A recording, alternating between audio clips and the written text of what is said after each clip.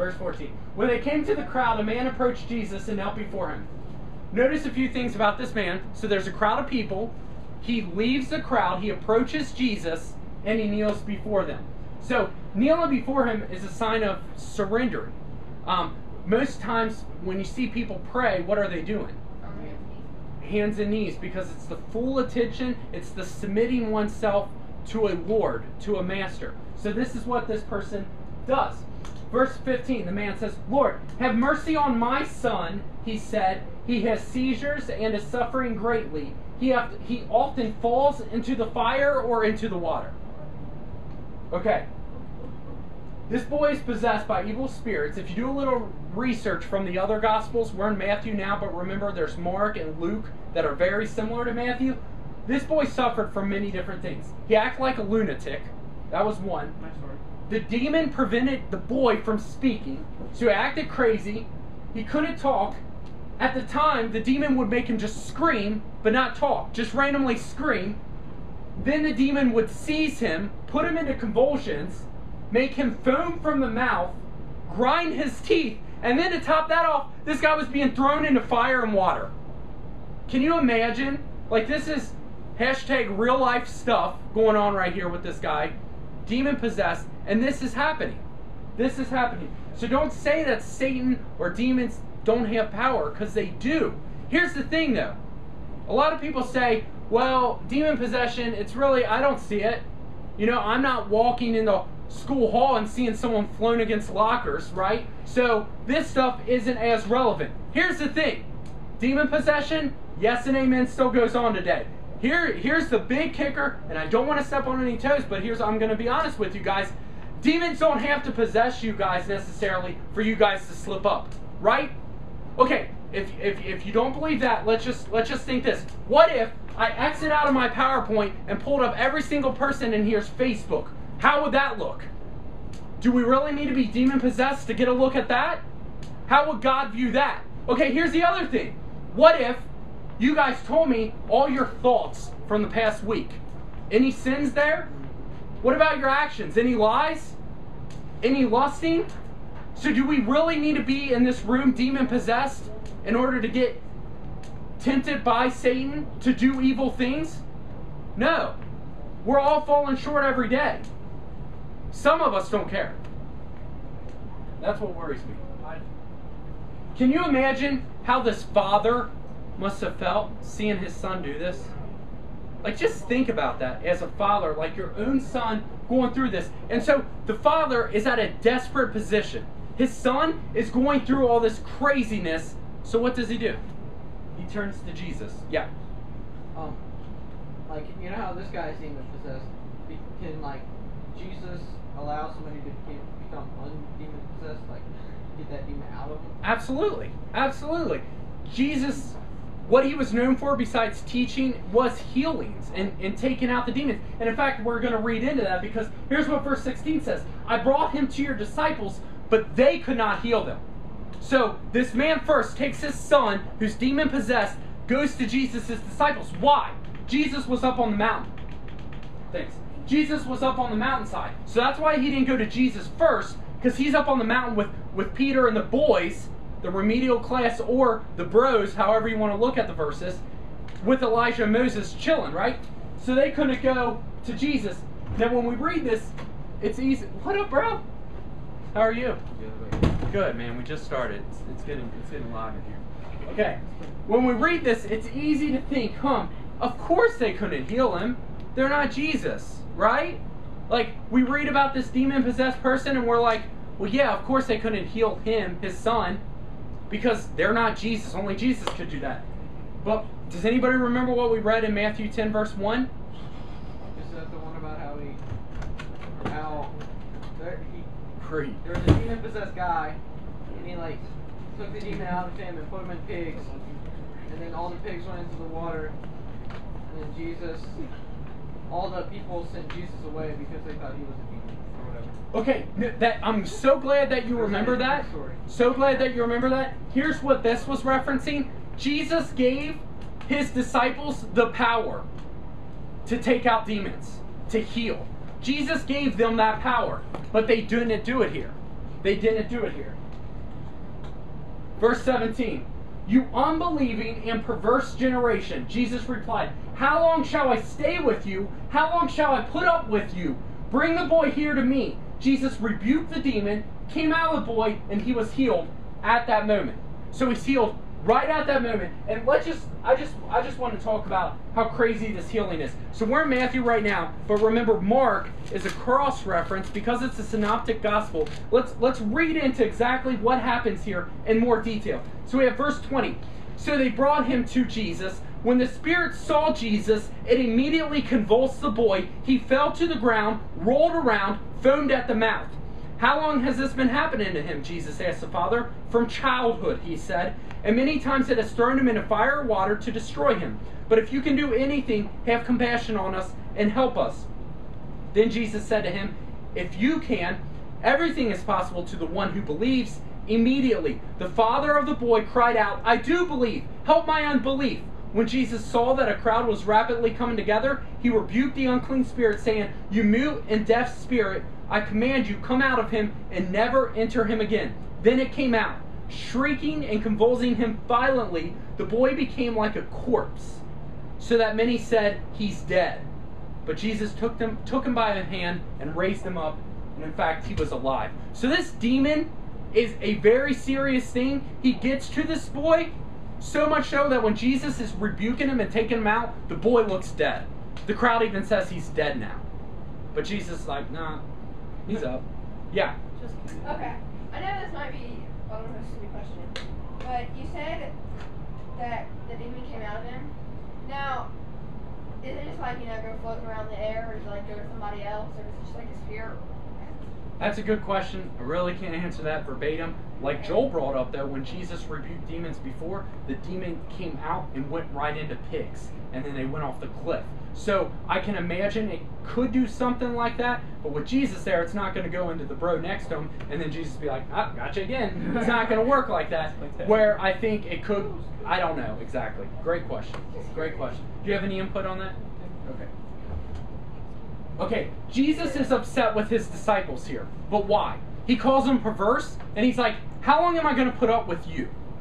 Why is he upset with them? They didn't help him, exactly. He gave them the power, their unbelief. If the disciples would have just believed that they could have healed them, the power given by Jesus, then the boy could have been healed without Jesus. But here's the thing about Jesus. He realizes, look, these guys don't get it yet. I've told them they have the power. They're not healing. I have to do it myself. Because Jesus knows if he doesn't do it himself, it's not going to get done. Then the disciples came to Jesus in private and asked, why couldn't we drive it out? It's always a good thing to ask Jesus. Got a question? Ask Jesus. He kind of answers 100% right all the time, right? So they asked him, hey, how come we couldn't do it? He said, because you have so little faith. Truly I tell you, if you have faith as small as a mustard seed, you can say to this mountain, move from here to there, and it will move. Nothing will be impossible for you. This isn't a parable. Jesus is saying, look, your faith, smaller than a mustard seed, one of the smallest seeds on earth. That's how small their faith is. If they had just a little bit more, they could move mountains. But they don't have faith. Their unbelief led them not to heal that boy. This verse 21, if anyone's paying attention that closely, I was going to jump to verse 22. That's because this is in some Bibles and it's not. It says, but this kind does not go out except by prayer and fasting. So by prayer and fasting comes belief. But the reason why some texts have it and some don't is because this verse is in the portraying of the story in Mark, in the book Mark, but it's not in most of the Matthew texts. Some writers say, well, you can throw it in there because the point needs to be made. Others say, well, it's not necessary because it wasn't originally written in there. So that's why it's in there twice. Okay, ye of little faith. Here's the thing. Jesus has said this to them before. Remember, Jesus walks on water. Peter's like, oh, it's you? And he's fine. And then all of a sudden he starts sinking. Jesus says, oh, ye of little faith. Serving the bread, remember they're like, yo, we only have a couple fish and loaves. Jesus is like, ye of little faith. I got it taken care of. And then when they said, what clothes shall we wear? Jesus is like, don't worry, I'll take care of you. Ye of little faith. Verse 22, Jesus predicts his death a second time. When they came together in Galilee, he said to them, "The Son of Man is going to be delivered into the hands of men. They will kill him, and on the third day he will be raised to life." And the disciples were filled with grief. So Jesus is speaking third person. He's like, Son of Man is going to be killed by these people, and then he's going to raise. So he tells them this. They're upset. Jesus wants them to understand what's going to happen, saying, look, this is going to happen. This is the second time he's warned them. This is going to happen, so they're prepared for after he dies and raises from the dead. He wants them to be prepared. So that's why he's reminding them. What happened here? Okay. Filled with grief. Okay, verse 24. After Jesus and his disciples arrived in Capernaum, this is Peter and Andrew's hometown, the collectors of the 2 drachma temple tax came to Peter and asked, "Doesn't your teacher pay the temple tax?" So they go to Capernaum. This is Andrew and Peter's hometown. All of a sudden, tax collectors come up and say, "Hey, doesn't your teacher pay this tax?" Now, why do you think they approached Peter about this? So all the disciples are going, why do they approach Peter? You said a 2 drama. Drama tax? I'm going to get into it exactly here in a couple of slides. Okay, Peter was a tax collector. No, but that's close. You're at least guessing. You're somewhere. You're closer than everybody else. Anybody else? Okay, here's why. He lived there. That was his hometown. So he has to pay taxes, right? And he's the head of his household. Now let's just think about the importance of this. Matthew, the writer of this chapter, was a tax collector. Jesus comes and says, "Follow me." He leaves tax collecting and follow him. Jesus also quotes in the book of Matthew, remember when Jesus is eating with all the sinners? Someone says, "Why do you eat with the sinners, the worst of the worst?" He was eating with tax collectors. He says, it's not the healthy that needs a doctor, but the sick. So these tax collectors, they're sick, corrupt people. They would jip people out of money. They would cheat people for money. So, but that verse also indicates Jesus spent his time with these people. One of the biggest misconceptions of all Christianity would be this, that Christians should isolate themselves from sinners. We should be right in the middle of sinners. That's how Christianity should be. We should never be in our bubble, in our church, in our little small group, in our Wednesday night Bible study, in our Sunday night creative ministries, on Sunday morning Sunday school. We should never be in these groups, and that's it. Christianity is taking the gospel out, going out to sinners in safe areas, depending on if you're male or female, mixing up with brothers and sisters and teaching them the gospel. If you guys don't go out, if Christians don't go out, how will they know? They won't. That's why we need to go out. This tax, thanks for asking, this tax is not the tax of the Roman government. So you would think, oh, the 2 drachma tax, that must be from the Roman government. It's not that. The Jewish law required annually that anyone over the age of 20 had to pay half a shekel to the Lord. This money was used for the service of tent meetings. So if you're over 20, Jewish law said you had to pay this, half a shekel. That's what you had to pay. Just by living over 20, I don't know what shekel is compared to American dollars. It's not important. They had to pay, thank you. They had to pay tax. So Peter goes, yeah, he does. So they ask him, hey, does your teacher pay tax? Why does he not pay tax? He's like, no, he does. Was Peter right? Some scholars, Bible scholars, because I read a lot about this last night and 2 nights ago, some say, yeah, he was right. Others say, no, Peter just got nervous and said, yeah, Jesus does. Romans 13, it's a chapter in the New Testament, Paul writes, he tells us to obey authorities, no matter what. No matter where your taxes are going to, you got to pay them. Jesus did this even though he knew it was going to thieves. He was obligated to, just like us. Here's the example. We don't pay taxes. Who uses water fountains or tap water out of the faucet? You wouldn't be able to. You'd be doing something illegal if you don't pay taxes for that. How about the police? Emergency comes up. It sounds like a good idea to call them. You're not paying your taxes. Can't legally call them. That's the no. It's important to have a government system. Otherwise, people will be going crazy. They pay for jails too. Pay for jails. Lock up the bad guys. When Peter came into the house, Jesus was the first to speak. So Peter says yes. Then he goes in the house. Jesus is like, what do you think, Simon? He asks, because remember, Peter, Simon, same name, same person. He asks, from who do the kings of the earth collect duty and taxes from? Their own children or from others? So Jesus is saying, look, Peter, who do they collect taxes from? From their own children or other people? From others, Peter answered. Then Jesus goes, then the children are exempt. But so that we may not cause offense, go to the lake, throw out your line, take the first fish you catch, open its mouth, and you will find a 4 drachma coin. Take it and give it to them for my tax and yours. It's so cool. So, and this is so cool. And here's what Jesus is saying here, because it might be a little confusing. Like, what? Children? Jesus, God, is the father of the temple. Jesus is his son. He's his child. So what Jesus is saying is here, look, my dad, God, he owns it all. This whole temple, he owns it all. I'm his son. Do you think I should pay? Peter's like, no, children should be exempt. Other people should pay. But Jesus is like, look, yeah, you're right, but I'm going to pay it anyway, just so it don't cause any offense. He goes, go fish. Don't worry, first fish you catch, pop open its mouth. That'll cover both you and I. So Jesus paid it. He didn't have to, but he did. He didn't have to, but he did. Just not to cause any offenses. Okay. Any questions about that? Any questions at all? Because we covered a lot. We just I'm still kind of confused about this whole drachma. I think is what you said. That tax was just for people over the year 20 age. It was Jewish law. And there's like a special coin for it? That they had to pay. Yeah, half a shekel. I don't know what that is. Oh, okay. Yeah. Okay. So 2 drachmas is a half a shekel. Let's verify that because I don't want to say anything wrong. Temple tax. 2 drachma. Yes. 2 drachma. You're right. Any other questions? Any other questions? I think we're good. Okay, we're good.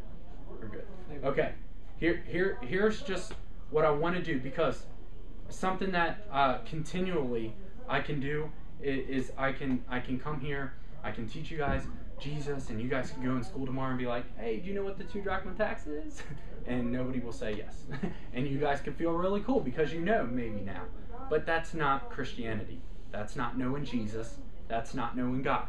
So I can tell you these things, and it doesn't mean you know God. Colin, where are those posters from this Sunday? Did we bring those back up? Colin did. Like a boss. Thank you, Oh, you're a Colin. man, Colin. You want Okay. over there? Yeah, just bring them I to kind of didn't even remember about them. I would have put them back out in the hallway. Okay. Okay, thanks. Give it up for Colin, everyone.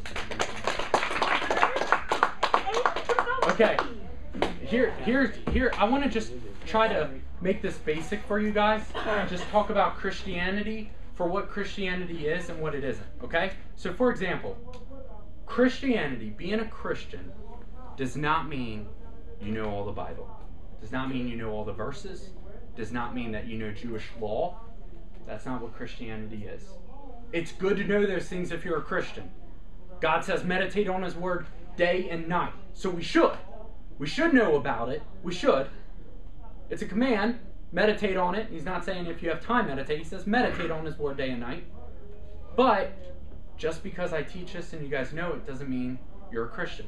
Here's what Christianity is about. Christianity is about, if you're fearful, God gives you security. Okay? And I'm just going to give some examples today, just so you guys can relate a little bit. Okay, fearful. What can we be fearful about? What? Storms? Doctors. What about more personal things in our life? Not so much basics, like not so much Loch Ness Monster if we're swimming in the ocean. Like, Fear would be like you're talking to your friend and they start bashing your faith, and then you get scared that you're going to lose a friendship if you say anything about your faith and like stand up for it. exactly. That is a great point, which leads into my personal story about fear. Here's what happened one time when I was working at the grocery store. I worked at a grocery store for 8 years. My manager knew that I was a Christian, so she would often try to provoke my faith. She would often try to embarrass me, make me feel stupid, and most of the time, I was fearful, and I backed down because she was my manager. I didn't want to offend her. I was fearful of man. The Bible says, do not fear man, for man will die. Spoiler alert, everyone in this room is going to die. Okay? So I shouldn't fear this coworker.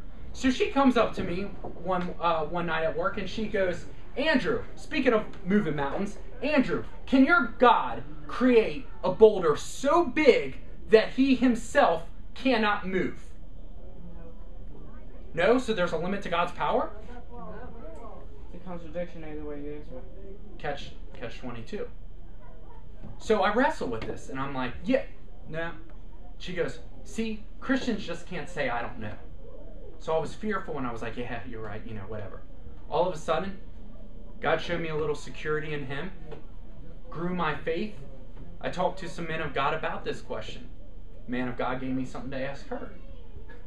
So I go into the work after I meet up with this one Christian guy, and I say, hey, you know, you asked me that question about God creating a mountain so big he couldn't move. Let me ask this question. Have you stopped beating your mother? Beat your mom? She was like, no. I was like, you haven't. You better. She was like, yeah. I was like, why'd you beat her in the first place? It's a catch-22. Either answer, I can ridicule her. Jesus will give you security so when you face fearful things in your life, not so much storms and stuff, but he will give you peace. He can give you peace. I'm just a living example of it. I don't deserve his grace. I don't deserve his mercy. Nobody in this room does. How about greed? We want more, right? We want more? Joel. Okay. What are greedy things we can do? Yeah. Beg for money. Beg for money? That can be kind of seen as greedy. Anything else?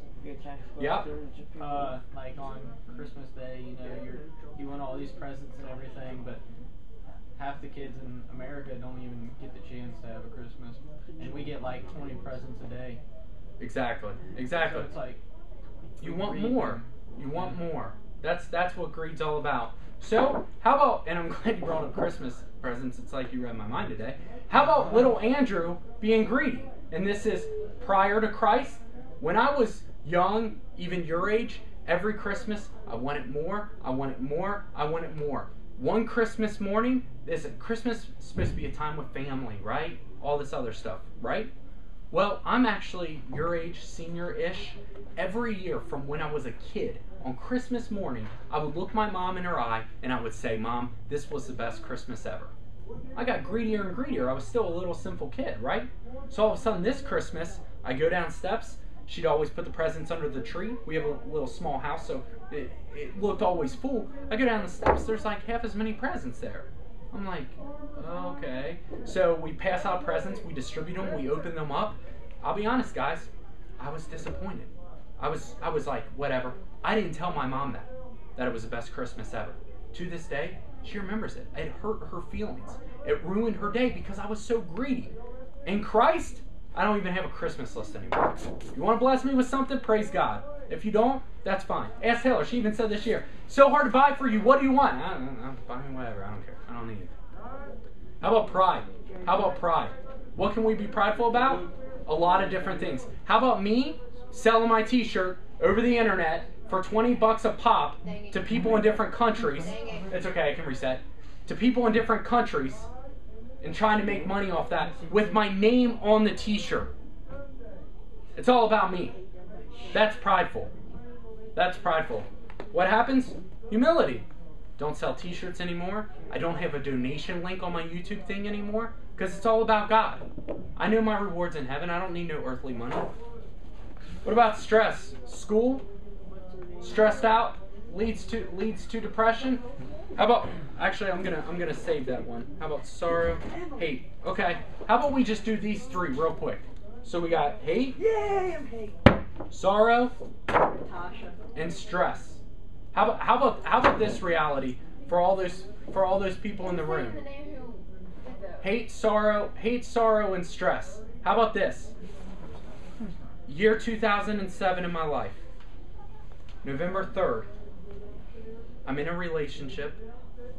the girl is going to give the engagement ring, because she was engaged, back to her fiance. And on the way to give her the ring back at 8 p.m. at night, she gets hit by a drunk driver and dies. Stressed out, sorrowful, led to depression, hated a lot of things. I said I didn't question God, but I did. Didn't understand. Her life, no longer there. I get a call. Hey, she's being airlifted to UC hospital. Crying. Long story short, go to UC. Everybody's there. Her mom kept calling her phone. She didn't want to believe it. Finally, someone answers her phone. Her mom says, she's okay, she's alive. And the guy on the phone was like, actually, I'm an officer. She didn't make it to UC. She's not going to be there. She's down here if you want to come. Her mom collapses on the ground in tears. I'm in tears. Sorrow. That's real life sorrow, guys. That's stress. That's hate. I had a lot of hateful feelings towards the guy who did it, because here's the thing. He already gotten 2 other DUIs. A week later, he was seen at a party drinking. He didn't come out with a scratch at all. That's hate. That's evilness inside me. All of a sudden, God works in me. God changes me. Here's the thing. Love and pray, because I know Samantha went to heaven. Love and pray that this guy goes to heaven. Don't be stressed out, but have peace that I'm still alive and still can glorify God. Don't hate, but just love. Love to be here. Don't be sorrowful, but joyful. Look who he's blessed me with. Right? Don't be, God has a plan. So we'll face life, and you guys have faced all these emotions. Things are going to happen. Whether you're a Christian or not, things are going to happen. You can be a Christian and have forgiveness and understand God has a will. You can not be a Christian, be lost, and when things like this happen, you lead to depression and suicide because you don't know what to do. You think that's the end of life. If you understand Jesus, you understand He has a plan. If you understand Jesus, you understand not to go that route. I didn't get it exactly. So after Samantha passed away, I did a lot of stupid stuff, just trying to fill this hole in my heart, thinking, oh, well, maybe other girls is what I need. No, that doesn't work. Maybe drinking a little bit is what I need. No, that doesn't work. It never works. It all runs out. It all runs out. You never can meet someone who doesn't know Jesus and they'll tell you, yes, I'm a drunk. Yes, I do drugs. Yes, I have sex all the time and I'm the happiest person in the world. You won't meet that person. Michael Jordan just turned 50 not too long ago. If you want to read an interesting article, read his article. Turns 50, greatest basketball player of all time. Kobe Bryant's a good argument, but we're not going there. Greatest basketball player of all time. He has his own shoe, has his own clothing, has it all, right? Has his own yacht. He talks about, in an article, they say, how does it feel to turn 50? He says, miserable. I am miserable. I have all the money in the world. I go out vacations on my yacht by myself, and I get drunk every day. I wake up, I drink, I smoke a little bit, I go to bed. Wake up from a nap, drink some more, eat some more, go to bed. Wake up from then, have a late night drink, late night snack, go to bed. He goes, I'll do this for weeks at a time. He goes, I'm miserable. Doesn't have Jesus. If you have Jesus, you're fine. So to think, oh, if I just had a little bit more money, I'll be fine. False. Oh, if I had some more girls in my life or the right girl, I'll be fine. False. You need Jesus. Jesus is the core. You have Jesus, you realize nothing else is important. Paul writes, I count everything as a loss to know in Jesus. Everything as a loss to know in Jesus. My car, loss to know in Jesus. My job, loss to know in Jesus. It's all about Him. That's what life's about. You try other things, and I know you guys will. I did. They won't satisfy. You'll end up depressed. You'll end up calling me. 10 o'clock, 11 o'clock on a Saturday night. Hey, you were right. Pick me up. I need help. That's what happens. Don't do it. So when I pray for you guys, I pray that you really turn to Jesus and really believe that He can cover all of this. All right. We got time. We got 7:36. I'm going to tell you this little story, then we'll have about 30 minutes to play a game. I'm going to get a drink of water. So everyone just chill. Nobody stand up. No. You're in school Before you for it, go. don't ya? Yeah. Oh. How do you feel about Julius Got put in a Randle? cup? It's amazing. How amazing is it though? Matthew, please. Hey, Poster, you Always gotta quit giving me dirty looks. I'm coming over on your bus and I'll sit on the ferry out the window. Goodwin Alright, said go that if ahead. anybody in this in their class, This like, little don't sister like did. that, I think it's there's- bad. if anybody goes, This little like, sister they did. think Did he they're or did he right, not they- say don't they stand feel up? charged, or much what he said. I think he's back. What that guess again? When Goodwin said that. Okay. He stood up. Taylor said that in I knew he would. All right. All right. Who was here last Wednesday? Last Wednesday night. So 50%. You guys remember the story I told about my cousin with the lawnmower? Yes. Yeah. Okay. Got another story Oh, my Wait. God. about my life. Ready? What? What was the one more one? Don't worry about it. Okay. Ready? Focus, everyone. Focus. Bring it in. So, Paul, the apostle, writes, like I just said, for me to know Christ is everything. To me, to live is Christ. To live is for Jesus. To die is even better, because then I'm with him in heaven.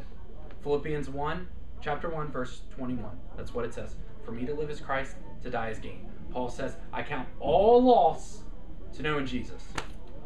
To know in Jesus. So let's take it back to your age. All right? Let me take it back to your age. Eighth grade year, I lose my dog. My dog died. I can get in the story about how it died, but it's not relative to the story. But her name was Bambi. She was a black lab. She died. We were depressed. Me and my brother were super depressed because it was a family dog. The dog had been with us since we were little. In fact, the morning that Bambi died, I'll never forget this, because when things in life happen, you remember exactly the image where everything was. I'm eating my Fruit Loops, and a Fruit Loop bounces off and hits Bambi. Now I take another bite, and I'm thinking, okay, Bambi, how come you didn't eat that? You always do. She's dead. It was awful. As an 8th grader, that ruins a day. that ruins a long time. So I go into school depressed, blah blah blah. Long story short, a classmate of mine had full-blooded Shelties. Well, the dogs got together, figure that one out, and they have puppies. Okay? Your dog and that dog? Oh. No, this classmate. My dog's She dead. was dead. Well, I So was just, stop bringing Bambi up, okay? Joel, I'm pretty sure if something gets pregnant and the other thing dies, it's still going to be pregnant and have the thing. No.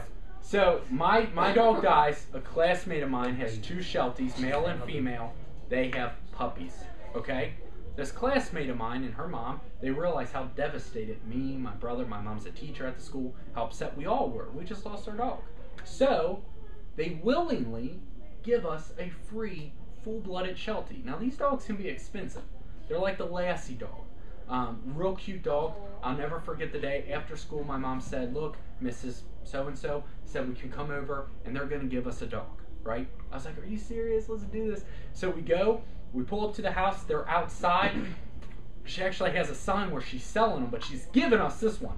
So we go up and she's like, feel free to pick whichever one's out. And people are like there about to buy these dogs. She's like, but you better hurry. So we're looking around and I pick one up and I like fell in love with it. I'm like, this one. And my mom's like, keep looking. I was like, all right. So I set it back down and like that one just kind of like sat. And I think that's why I liked it, because all the other ones were like jumping around and that kind of annoyed me a little bit. So I was like, this one's fine. She's like, no. So there's this other one and he's jumping like crazy. And my mom's like, I think that one's perfect for you and your brother. Get that one. And the lady's like, oh, Hoss? It's like, his name's Hoss? She's like, yeah. I was like, all right, I'll rename him. But yeah, so I get Hoss. We get to keep Hoss. We talk to her about food and whatever kind. They had the shots or whatever that they needed at that point, but still needed shots. So I take Hoss home. I'm in my living room and I'm playing with Hoss right after school. My dad doesn't get off work till like 5:30 at this point. My brother's in high school. I think he was at academic team at the time. Don't laugh, I was on academic team. So he isn't home yet. So I'm in my living room and I'm playing with Hoss. Now Hoss is excited. Of course, I just told you that story where it's going nuts with a bunch of people there. Imagine me and my mom in my living room just playing with Hoss. Hoss is jumping up and down like he's having a good time. First thing I say, okay, we need to rename this dog. I'm looking at him. He's cute. He's brown, white. Let's go with Copper. So we come up, Copper's his name, little Copper Joe Bishop. Yes, middle Much name. better. Don't make fun of That's me. excellent. So, yeah. So, Copper, so me and Copper are playing. We're having a good time. My mom's like, that name's perfect. She's like, he really loves you. You can tell. Because, you know, he's a little dog. So, just think about this. A little baby dog has his first interaction with someone who's showing them attention, showing them love, spending time with them. And the dog grows close to me. I was the first one to initiate contact. I'm spending time with this dog. This dog and me are tight now, right? So all of a sudden, now this dog wasn't like a miniature baby. He was bigger, but he was still small. So my dad gets home at work at 5:30, and he's like, "Where's he at?" You know, my dad loves dogs. It's like his best friend. Dog's man's best friend or whatever. So my dad comes in, and he gets down, and he's playing with Copper. Matt's home at this time. He's playing with Copper. And my dad says to me, he goes, "Andy, let's take him for a walk." I'm like, yes, let's do that. But we had Bambi's old leashes. Now, Bambi was a bigger dog, but we still had that leash. So what we did is we put it around little Copper's neck, and we just kind of did a double round, just so it would be tight enough, but not choking it. So all of a sudden, my dad's like, "Where do you want to go, up or down the street?" I was like, "Let's let Copper decide." And so Copper's just like nuts. He goes up the street. So my dad and I walk up the street with Copper Joe. And we're walking up, and there's fire hydrants, so it kind of runs, and then the neighbor dog starts barking. So then we're like, "Oh, let's go back down this way." So we go back down the street, and now we're in front of my house, and my dad says, "What do you want to do? Do you want to keep walking down the street, or do you want to go in? Do you think Copper's had enough?" And of course, I'm young, I'm like your age, I'm like, "Yeah, let's keep walking," right? So we keep walking, and we're walking, and all of a sudden, and I'll never forget this, my dad walked him up the street. He let me walk him down the street. So it was just kind of like that feeling that I own it. You get it? Like Copper's mine. I'm in control here. Okay? I have the leash. If I yank that dog, it's going this way. If I yank the dog that way, it's going that way. So I'm walking Copper Joe, and then I'm like, you know what? I'm young. I'm fit at the time. I'm fit. I'm like, I'm going to run Copper. Me and Copper are going to run, and I'm going to beat this dog. It's young, but I think I got size on him, so I'm going to get him, right? So all of a sudden, I'm walking with my dad. I'm like, "Dad, I'm going to walk Copper, or I'm going to run with Copper." He's like, "All right, just don't go too fast or whatever." So I start running with Copper. So me and Copper start running down the street, and like, bro's keeping up with me. Like, Copper is like legit right there. So I run a little faster. I'm like, I'm not going to get smoked by this dog, right? So all of a sudden, I'm running. Uh-oh. The dog came out of the leash. The leash flies up in the air. And there's no Copper. Now, like I said, my dad got home at 5:30 after playing with the dog. The sun's going down. So it's kind of nighttime now. It's nighttime enough for cars to have their lights on.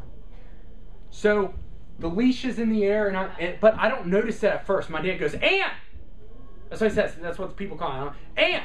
I'm like, yeah. And he's like, "Where's Copper?"